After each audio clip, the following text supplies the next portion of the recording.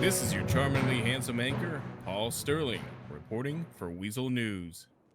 Today, a crowd gathered outside the courthouse in anticipation of the results of the mayoral and city council election. Chief Justice James Fontaine was there to announce the winners. The winners of city council are as follows: Alessi DeLuca at 75 votes, Mint Brooks at 91 votes, and Ignatius Armada at 113 votes. For the SAMS, Catherine Thorne will be the representative. For PD, Sadie Morrow will be the representative. And lastly, for Commerce, Kyle Chambers will be the representative. After the city council members were announced, Chief Justice Fontaine informed everyone that mayoral candidates Silas Rose and Dr. Sylvia Lipschitz actually tied at a whopping 91 votes each. Council elections. In fact, the mayoral elections were such a success that it ended up in a devastating tie between Sylvia Lipschitz and Silas Rose. What? Because of this, Wow. the state has decided to do a 24-hour runoff election instead of taking a name out of a hat. With that being said, this also means that the current city council will be taking their oath in 24 hours at the end of the runoff election. Wow. Now, Sylvia and Silas, if you both want to, you are requested to come up to the microphone and reaffirm your policies once more for the city to make their choice once and for all. After each candidate delivered their final plea to the audience, the governor declared that the voting had commenced. We will notify everybody Where it soon. goes into infrastructure. Okay, beautiful. Right? Cool. So you will all get a notification when the polls do open. We will They're let you guys open know. now. Oh, they're open now. Okay, great, fantastic. They're open now, so you can vote again. They are open for 24 hours. So tomorrow at the same time, this will be over and out. Yes, I agree. The mayoral election wasn't the only fight tonight. A scuffle appeared to break out in front of the courthouse. Here with more details is field reporter Book Lau. Chaos at the city hall. We're here with the victim of a fight that happened at the election results. After a runoff election was called when Miss Lipschitz and Mr. Rose ended up tying and going to a runoff election. We have here, what's your name, miss? My apologies. Tina Moore. Miss Moore over here, she was allegedly assaulted. If you could you give your side of the story, please? So naturally, I was super, totally shocked when they were like, oh my God, it's a tie. Because, hello, I was, totally expecting it to be a landslide. I'm not going to say either way because that'd be, politically incorrect or whatever. But anyway, so I was like, okay, whatever. I guess the campaigning begins again. And I was like, vote for Dr. Lipschitz. Oh, Ben Silas. I was like, vote for Dr. Lipschitz. And then the guy was like, fuck you, bitch. And I was like, oh, I can't. Oh my God, I'm sorry. I forgot we're on air. I shouldn't have said that. He said, okay, F you, B word. We can redact and post. Can you bleep it? Can you bleep it?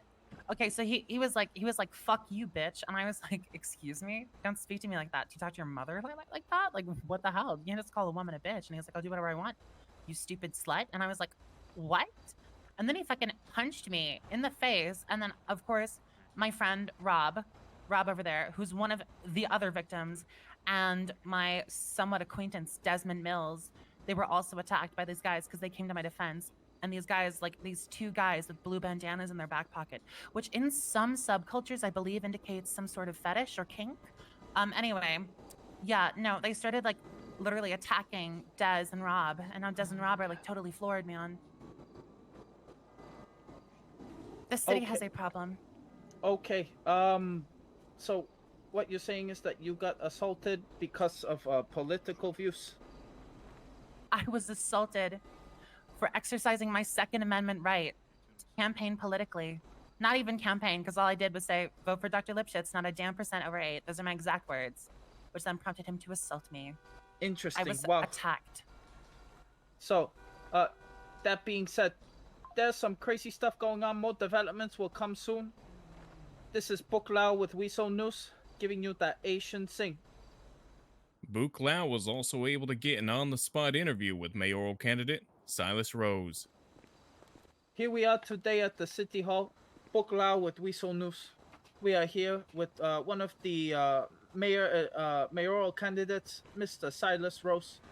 Uh, Mr. Rose, how do you feel the runoff is going to go, sir? Well, first of all, I would like to state that no matter which direction or who the people of Santos choose, it is their full democratic right, and I fully support it. Dr. Okay, Lipschitz is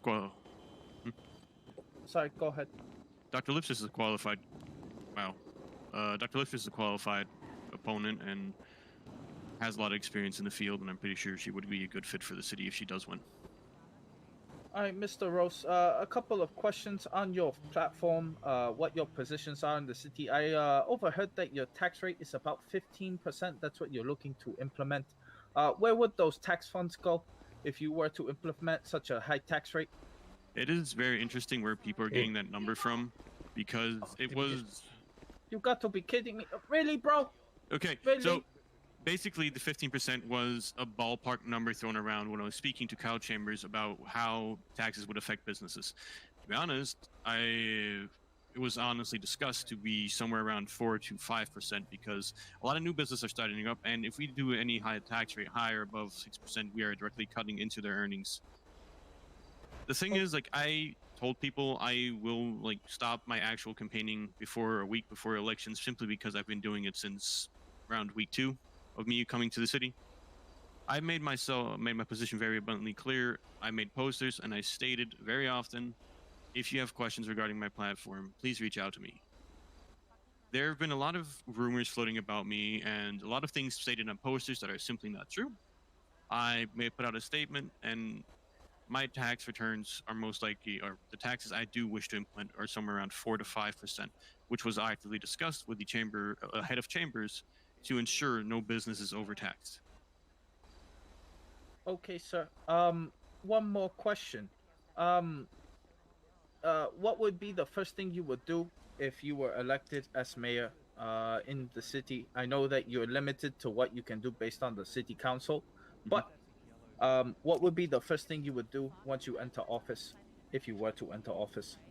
The first thing I would do is most likely see if the previous mayor left any kind of inclination on how the city functions in regards to programs, rules, regulations. If not, I would most likely directly start working hand in hand with, Chief Justice Fontaine to ensure there's a stable foundation for the mayor to work off of.